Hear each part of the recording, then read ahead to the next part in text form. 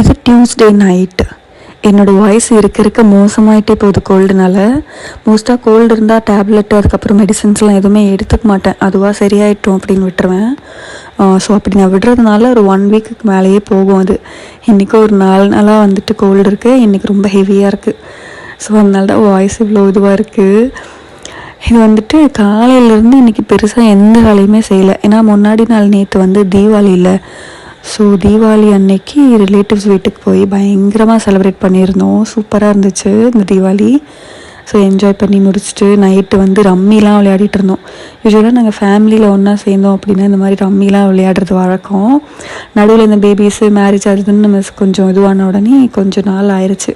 So இன்றைக்கி விளையாடலான்னு சொல்லி எல்லோரும் உட்காந்து தீபாவளி நைட்டு விளையாடிட்டு நாங்கள் தூங்குறதுக்கே வந்து ரொம்ப லேட் ஆயிடுச்சு. வீட்டுக்கு வந்து காலையில் தான் தூங்கியிருந்தோமே.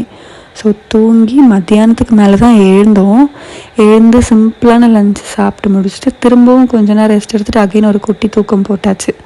ஸோ தூங்கி எழுந்து கொஞ்சம் வேலைலாம் பார்த்துட்டு இருந்தோம். அதுக்கப்புறம் நைட்டு வந்துட்டு கொஞ்சம் கிரேவிங்ஸாக இருந்தது, ஏதாவது டிஃப்ரெண்ட்டாக சாப்பிட்ணுன்னு.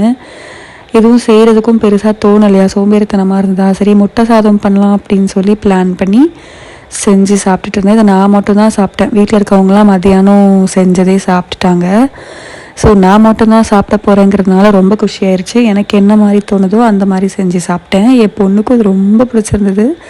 விரும்பி சாப்பிட்டாங்க பயங்கரமாக. இது பேர் வந்து பிரியாணின்னு வச்சுருக்கா. ஸோ பிரியாணி எடுத்துகிட்டு வாங்கன்னு கேட்டு சாப்பிட்டாங்க. நமக்கு வேறு என்ன வேணும் இதை தவிர.